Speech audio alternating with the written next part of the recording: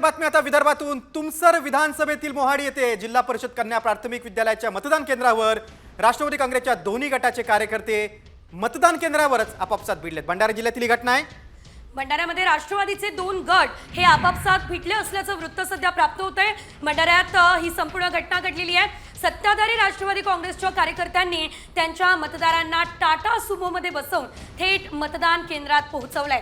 त्यामुळे शरद पवार यांच्या राष्ट्रवादीच्या कार्यकर्त्यांनी यावरती आक्षेप घेतलेला आहे आणि यावेळेस दोन्ही राष्ट्रवादीच्या कार्यकर्त्यांनी एकमेकांना धक्काबुक्कीही केली आहे। सुमारे अर्धा तास मतदान केंद्रावर हा सगळा प्रकार सुरू होता। भंडाराच्या पोलिसांनी वेळीच दखल घेत हे प्रकरण आता शांत केलं।